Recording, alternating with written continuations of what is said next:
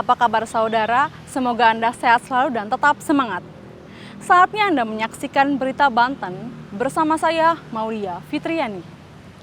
Sejumlah berita Banten akan kami sajikan untuk Anda. Berikut 3 berita utama hari ini.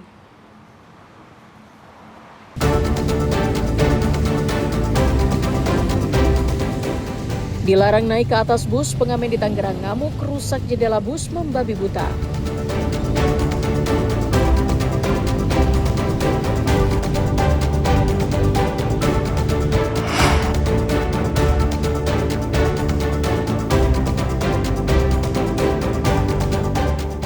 Permasalahan warisan, pria 52 tahun di Tangerang tega bunuh kakak kandung.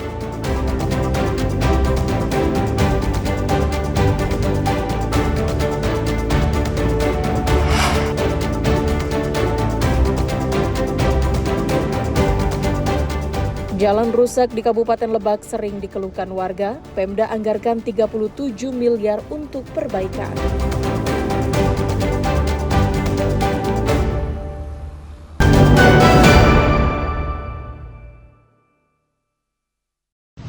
Tiga orang pengamen di Kecamatan Cikupa mengamuk dan merusak jendela kaca bus yang sedang berhenti di lampu merah. Peristiwa ini bermula saat para pengamen hendak masuk bus yang berhenti mengambil penumpang di kawasan Bitung, Kabupaten Tangerang. Namun awak bus menolaknya lantaran sudah dipenuhi oleh penumpang dan dikhawatirkan akan mengganggu. Tidak terima, para pelaku kemudian emosi dan terlibat cekcok dengan awak bus. Keributan pun tidak berlangsung lama lantaran bus harus melanjutkan perjalanan. Namun tanpa diduga para pelaku justru mengejar bus hingga akhirnya bertemu di lampu merah dan para pengamen merusak sejumlah kaca jendela bus. Bus pun berhasil kabur setelah sopir dengan sigap memacu kendaraannya meninggalkan para pelaku di lokasi kejadian. Polisi juga telah melakukan olah TKP dan memeriksa sejumlah saksi mata serta mengumpulkan barang bukti. Kronologi yang kita dapatkan bermula terduga pelaku atau pengamen ini diawali dari wilayah Bitung, itu akan menaiki bus, namun dari bus tersebut penuh dengan penumpang sehingga dilarang untuk masuk. Nah, terjadilah percekcokan sehingga pengamen tersebut tidak terima. Nah, sesampainya di TL Jalan Baru di Jalan Raya Serang, kilometer 18, wilayah Cikupa, pengamen tersebut melakukan pengerusakan. Hingga kini polisi masih mengejar pelaku perusakan bus, salah satunya sudah ditangkap di Balaraja. Dan sisanya masih dalam pengejaran tim Reserse Polresta Tangerang. Ariel Maranus dan Syabudinatar melaporkan dari Kabupaten Tangerang. Seorang pria yang juga anggota Ormas di Kabupaten Serang mengancam petugas parkir di depan salah satu minimarket di Kecamatan Ciruas, Kabupaten Serang. Bahkan pelaku sempat mengancam petugas parkir menggunakan senjata tajam. Setelah mendapat laporan dari korban, polisi pun turun tangan dan menangkap pelaku berinisial HE.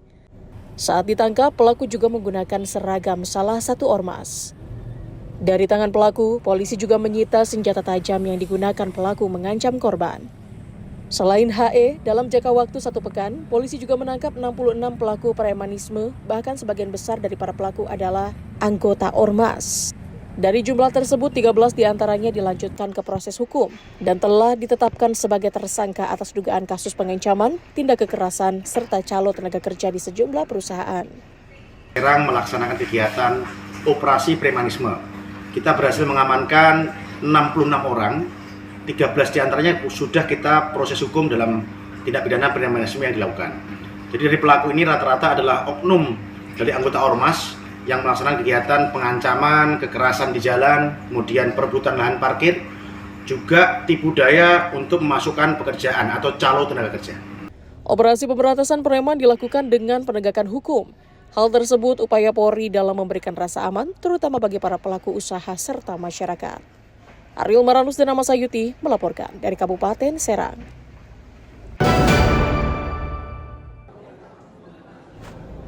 Indonesia gawat darurat premanisme, Kementerian Koordinasi Bidang Politik dan Keamanan Republik Indonesia. Kemenko Polhukam membentuk Satgas Pemberantasan Preman karena meresahkan banyak masyarakat dan membuat takut investor. Para pelaku yang ditangkap polisi diantaranya tukang parkir ilegal, ormas yang meresahkan masyarakat, debt kolektor, dan pelaku pemalakan sopir truk. 492 preman yang ditangkap dari 6 polres di seluruh wilayah Polda Banten. 63 pelaku adalah preman dengan kejahatan yang dijerat dengan pasal pidana, sedangkan 429 lainnya adalah pelaku yang tidak dikenakan pidana. Tanggal 1 Mei sampai dengan 10 Mei, 10 hari sampai tinggal sisa 1 hari, kita menerbitkan 21 laporan polisi dengan 63 tersangka. Tadi ada debt kolektor, ada restribusi liar, ya, ada